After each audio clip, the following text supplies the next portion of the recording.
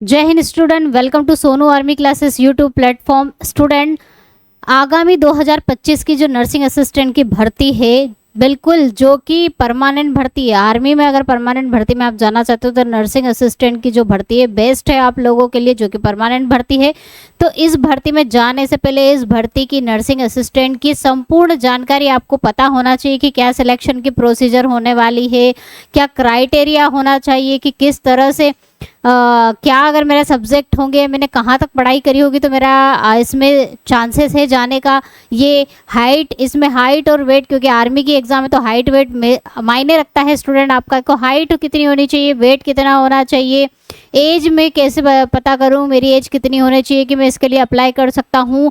सारा पूरा जो प्लान है नर्सिंग असिस्टेंट का और साथ ही साथ इसके काम भी, ये सब आज मैं आप लोगों को बताने वाली हूँ स्टूडेंट। तो बिल्कुल इस वीडियो को लास्ट तक देखिएगा अगर आप नर्सिंग असिस्टेंट बनना चाहते हैं तो। चलिए तो स्टार्ट करते हैं स्टूडेंट। सबसे पहले नर्सिंग असिस्टेंट की जानकारी आपको मैं देना चाहूँगी, जिसमें सबसे पहली बात एजुकेशन क्वालिफिकेशन। किसी भी एग्जाम में जाने से पहले स्टूडेंट आपको क्या होना चाहिए, उसका क्वालिफिकेशन क्या होनी चाहिए कि क्या आपकी एजुकेशन होनी चाहिए जिससे आप पता कर सको कि मैं इस एग्ज़ाम में जा सकूँ। तो नर्सिंग असिस्टेंट की अगर हम बात करें तो जी हाँ, बिल्कुल आपका 12th पास होना ज़रूरी है। क्या होना ज़रूरी है? आपका 12th पास होना ज़रूरी है। तो क्या मैडम 12th पास होने से चल जाएगा? जी नहीं, सब्जेक्ट की बात कर रही हूँ। सब्जेक्ट क्या होने चाहिए आपके? फिजिक्स, केमिस्ट्री, बायोलॉजी और इंग्लिश होना चाहिए। Biology is the compulsory subject. अब कुछ बच्चे बोलेंगे कि मैडम हमारा मैथ्स है, तो क्या हम अप्लाई कर सकते हैं नर्सिंग असिस्टेंट में? बिल्कुल नहीं। लेकिन हाँ, अगर मैथ के साथ एडिशनल आपका सब्जेक्ट बायोलॉजी होगा, एडिशनल सब्जेक्ट अगर बायोलॉजी हुआ तो आप अप्लाई कर सकते हो नर्सिंग असिस्टेंट में, बिल्कुल। इसके अलावा 50% का एग्रीगेट होना चाहिए। कितने का एग्रीगेट होना चाहिए स्टूडेंट? 50% का एग्रीगेट होना चाहिए। और 40% हर एक सब्जेक्ट, जो ये मेंशन किए गए सब्जेक्ट है इनमें मिनिमम 40% आपका होना चाहिए, तो आप एलिजिबल हो। इसके अलावा अब यहाँ पर बात करते हैं एज का क्राइटेरिया। एज कितनी होनी चाहिए? तो एज आपकी होनी चाहिए 17.5 से 23 साल होना कंपलसरी है। इस एज के बच्चे नर्सिंग असिस्टेंट के लिए अप्लाई कर सकते हैं। इस साल जो एग्जाम हुई थी स्टूडेंट नर्सिंग असिस्टेंट की 2023-24 में, उसका मैं आपको क्राइटेरिया बता देती हूँ कहाँ से कहाँ तक उन्होंने एज के जो है बच्चे लिए थे। कहाँ के बच्चे लिए थे उन्होंने? 1 अक्टूबर से 1 अक्टूबर 2001 से लेकर 1 अप्रैल 2007 तक के जो है बच्चे, ये आपकी मिनिमम क्वालिफिकेशन है कि मिनिमम यहाँ तक के बच्चे अप्लाई कर सकते थे इस साल, और मैक्सिमम जो थे 2007। ये आपका ड्यूरेशन। जिनकी बर्थडे डेट इन दोनों के बीच में आती थी उन्होंने अप्लाई किया था इस बार, वो एलिजिबल थे। तो इसी को ही अगर हम क्राइटेरिया मानकर चले इस साल आगामी 2025 की जो एग्ज़ाम है नर्सिंग असिस्टेंट की, तो आप मानकर चल सकते हैं 1 अक्टूबर 2002 से 1 अप्रैल 2008 तक के जो बच्चे हैं वो इसके लिए एलिजिबल है। बहुत सारे बच्चे सोच रहे होंगे कि मैम क्या ये जो मंथ है, अगर अक्टूबर से पहले हमारी बर्थडे डेट हुई या अप्रैल के बाद हमारी बर्थडे डेट हुई, तो देखिए ये तो नोटिफिकेशन में ही आपका कंफर्म होता है कि वो कौन से मंथ से लेकर चलते हैं। बाकी अगर आप 2002 से 2008 के बीच में आपकी बर्थडे डेट है तो आप एलिजिबल हो। चलिए, तो ये हो गया आपका यहाँ पर क्राइटेरिया किसका? एज का। तो ये बहुत ज़्यादा ज़रूरी है। पहले सबसे पहले तो इन दोनों को ही चेक करना, उसके बाद आप आगे बढ़िए। इसके बाद हम बात करते हैं हाइट वेट भी आपका होना चाहिए। क्वालिफिकेशन तो हो गई, एजुकेशन क्वालिफिकेशन तो हो गई, लेकिन ऊंचाई जो है यहाँ पर 163 से 170 सेंटीमीटर यहाँ पर मैंने ये मेंशन करी है, लेकिन कंपलसरी नहीं है कि यही हो। ये आपकी रीजन के ऊपर डिपेंड करती है, आप किस स्टेट से बिलोंग करते हैं, किस रीजन से बिलोंग करते हैं, उसके ऊपर डिपेंड करती है। आप अपने क्षेत्र का, अपने एरिया का जो है नोटिफिकेशन चेक करिए जो इस साल आया है, उसमें हाइट का क्राइटेरिया क्या रखा है उन्होंने। सबके लिए अलग अलग होती है, स्टेट वाइज अलग अलग होती है, रीजन वाइज अलग अलग हाइट होती है। बहुत सारों को हाइट में छूट भी मिलती है, किनको मिलती है वो सब आपको इन्फॉर्मेशन नोटिफिकेशन में मिल जाएगी, तो आप चेकआउट कर सकते हैं। इसके अलावा छाती कितनी होनी चाहिए? तो 77 सेंटीमीटर का चेस्ट होना चाहिए 5 सेंटीमीटर फुलाव के साथ। वजन 48 से 50 केजी के बीच में होना चाहिए, लेकिन ये भी कंपलसरी नहीं है कि मेरा 48 है तो चल जाएगा, क्या 50 है तो चल जाएगा। तो ये भी आपका हाइट के अकॉर्डिंग ही वेट होना चाहिए और एज के अकॉर्डिंग। तो चलिए पूरी एक कंप्लीट लिस्ट आपको यहाँ पर बता देती हूँ। आप चाहें तो इसका स्क्रीनशॉट ले सकते हैं स्टूडेंट, स्क्रीनशॉट ले लो और चेक कर लो कि आपका जो मिनिमम वेट है, मिनिमम वेट अगर आपकी हाइट इतनी है तो मिनिमम वेट इतना होना चाहिए। 17 से 20 साल के बीच में अगर आपकी उम्र है तो आपका मैक्सिमम वेट इतना होना चाहिए। और 20 साल से ऊपर के जैसे 20, 21, 22, 23 तक अप्लाई कर सकते हैं ना, तो 23 तक हो अगर आपका तो मैक्सिमम वेट इतना चल जाएगा मैक्सिमम, और ये है आपका मिनिमम वेट हाइट के अकॉर्डिंग। तो इसका स्क्रीनशॉट आई होप आपने ले लिया होगा, तो आप चेक कर सकते हैं क्राइटेरिया आपकी हाइट वेट का। चलिए आगे बढ़ते हैं। जिन बच्चों को फिर भी कंफ्यूजन हो रहा है कि हमें समझ में नहीं आ रहा कि हम हमारी एज का कैलकुलेशन कैसे करें, तो स्टूडेंट एज कैलकुलेटर गूगल पर आपको मिल जाएगा। उसमें आप आपकी जो है बर्थडे डेट को टाइप करिए। कहाँ पर टाइप करेंगे बर्थडे डेट को? यहाँ पर डेट ऑफ बर्थ आपको टाइप करना है। और डेट ऑफ बर्थ के बाद जो आपकी करंट, देखिए नोटिफिकेशन पिछली बार जनवरी में आया था तो आप जनवरी डालकर देखो, जनवरी की डेट डाल दो यहाँ पर और आपकी बर्थडे डेट डाल दो और आपकी यहाँ पर एज कैलकुलेट हो जाएगी। तो ये एज कैलकुलेटर भी आप यूज़ कर सकते हैं स्टूडेंट। चलिए ये तो एज कैलकुलेटर की बात हो गई। आगे बढ़ते हैं बोनस मार्क्स। जी हाँ, बोनस मार्क्स बहुत इंपॉर्टेंट है। जिनके पास सर्टिफिकेट अवेलेबल है वो उसका फ़ायदा ज़रूर उठाए। तो किस किस में आपको बोनस मार्क्स मिलते हैं नर्सिंग असिस्टेंट के लिए? अगर एनसीसी आपने किया है तो एनसीसी के ए सर्टिफिकेट के लिए 5, बी के लिए 10, सी के लिए 15 और आरडी परेड, सी के साथ अगर आपने आरडी परेड भी अटेंड करी है, रिपब्लिक डे परेड, तो आपको 20 नंबर मैक्सिमम मिलेंगे। कितने मैक्सिमम बोनस मार्क्स मिलते हैं? 20। इसके अलावा और क्या बोनस सर्टिफिकेट होगा? रिलेशन, जो रिलेशन वाले बच्चे हैं वो भी फ़ायदा उठा सकते हैं। रिलेशन वाले जो बच्चे हैं उनका बोनस मार्क्स कितना होता है? 20 मार्क्स होता है। अब रिलेशन में कौन से बच्चे आते हैं? जिनके पिताजी या भाई आर्मी में हो वो इसका फ़ायदा उठा सकते हैं। रिलेशनशिप सर्टिफिकेट लगाकर उन्हें 20 मार्क्स मिल जाएंगे। स्पोर्ट्स, अगर आपने डिफरेंट कैटेगरी में स्पोर्ट्स खेले हैं, खेल कूद प्रतियोगिता स्टेट लेवल पे, इंटरनेशनल लेवल पे या फिर नेशनल लेवल पे खेलिए, तो सभी के लिए अलग अलग बोनस मार्क्स है जो कि है 20, 15 और 10 और 5। इसकी भी मैं पूरी लिस्ट आपको बता देती हूँ किस में कितने बोनस मार्क्स मिलते हैं। आप स्क्रीनशॉट ले लीजिए तो ये आपको और समझ में आ जाएगा कि आपने कौन सा खेल यहाँ पर खेला है, किस लेवल पे खेला है, उसके लिए अलग अलग आपको यहाँ पर बोनस मार्क्स दिए गए हैं। ठीक है, तो ये कंप्लीट हो गया आपका बोनस मार्क्स, तो इसका फ़ायदा ज़रूर उठाइए। अब यहाँ पर प्रोसेस क्या है?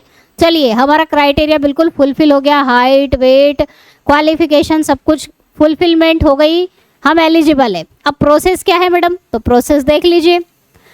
सबसे पहले आता है नोटिफिकेशन। इस बार जो भर्ती हुई थी उसका नोटिफिकेशन आया था आपका जनवरी में। वैसे नवंबर दिसंबर तक मैक्सिमम आ जाना चाहिए लेकिन लेट हो गया था इस बार जनवरी में, तो हम यही मान के चलते हैं कि ज़्यादा से ज़्यादा जनवरी में और या तो फिर नवंबर दिसंबर में आपका नोटिफिकेशन आता है। नोटिफिकेशन आ जाएगा, उसके बाद आपका होगा क्या? ऑनलाइन फॉर्म आएंगे।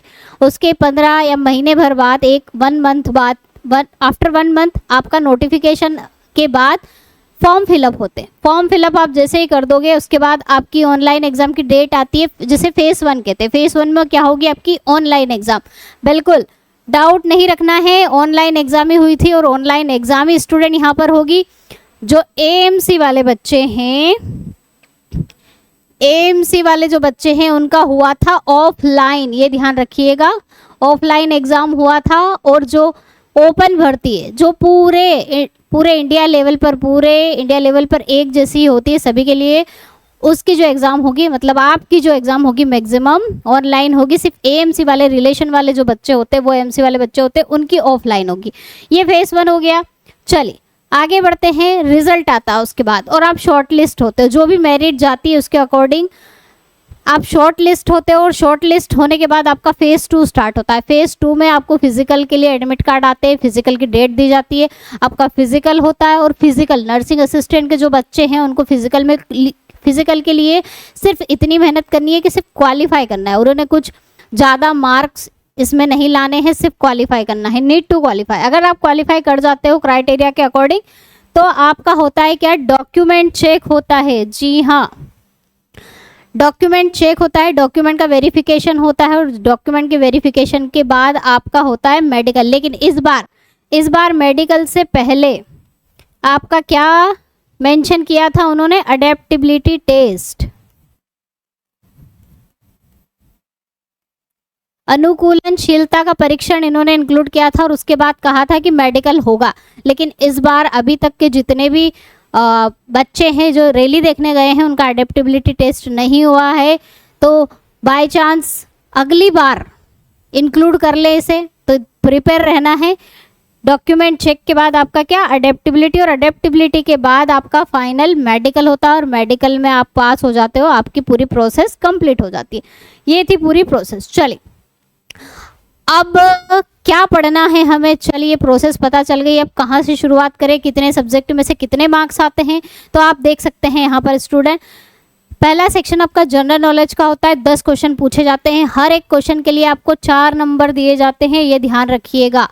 एक क्वेश्चन आपका कितने नंबर का है, 4 नंबर का है, तो यहाँ पर 10 क्वेश्चन 40 नंबर के होंगे स्टूडेंट।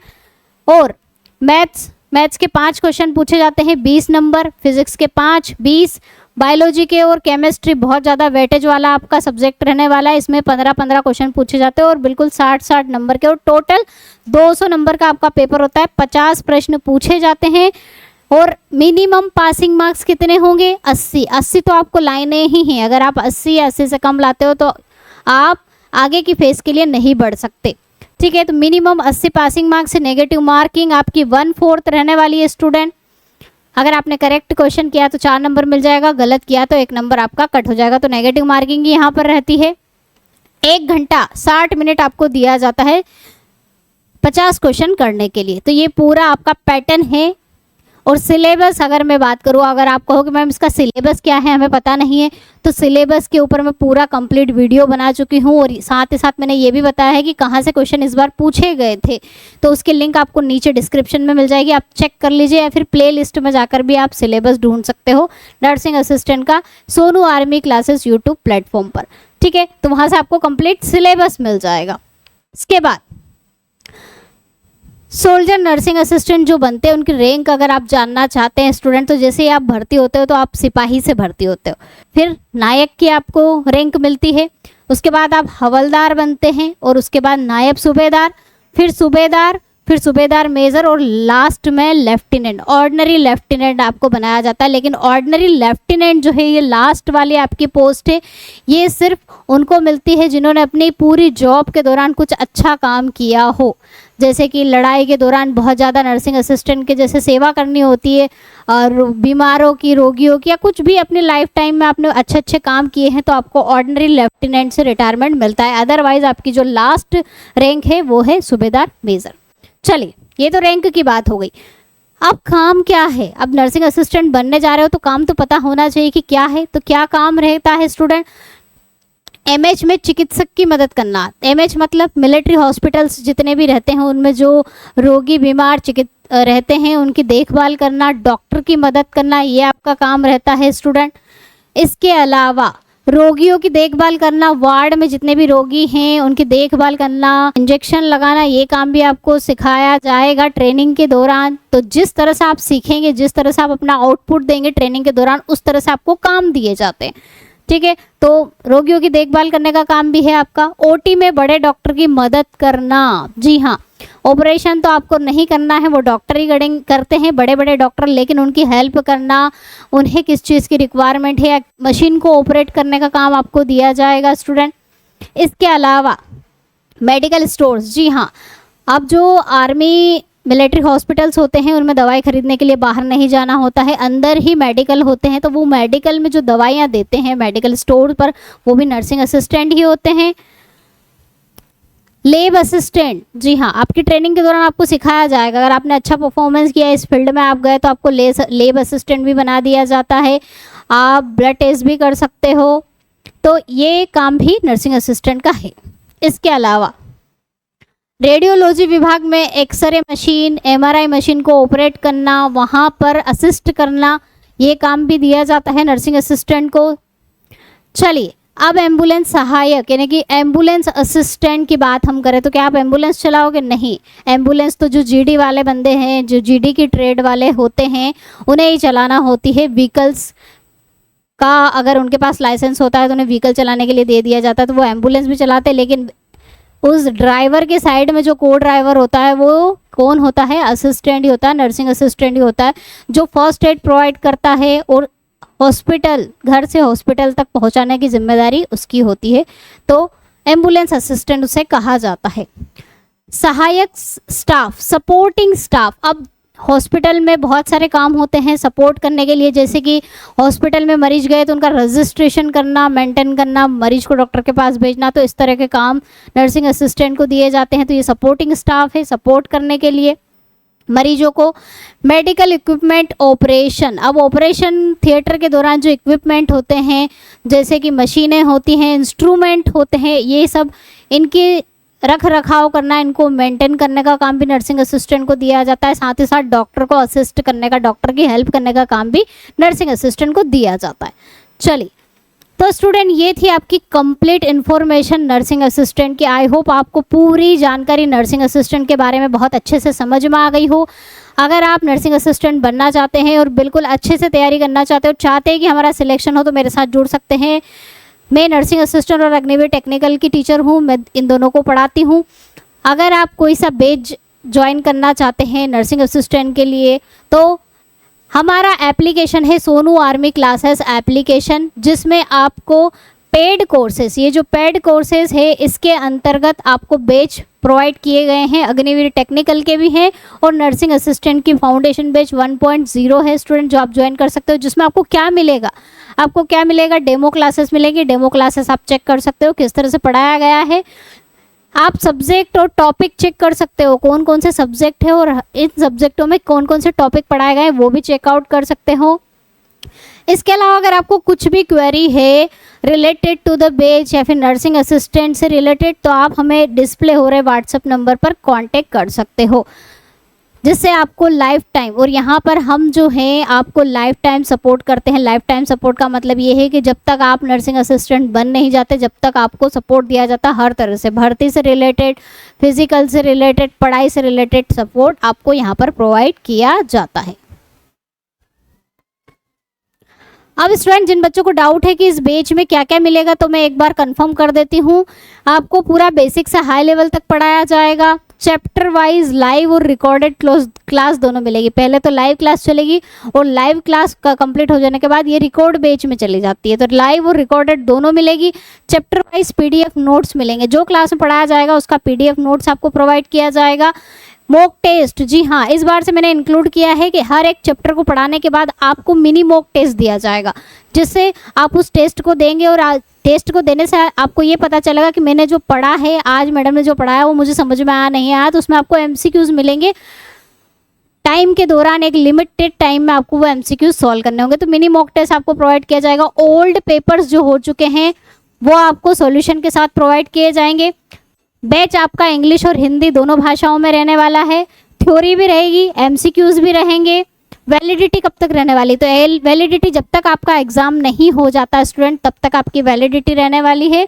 और लाइफ टाइम सपोर्ट तो मैंने आपको कहा ही है, हमारा है ही आप लोगों के साथ में। तो स्टूडेंट, अगर आपको ये क्लास पसंद आए हो तो वीडियो को एक बार लाइक ज़रूर कीजिएगा। जय हिंद, जय भारत, वंदे मातरम।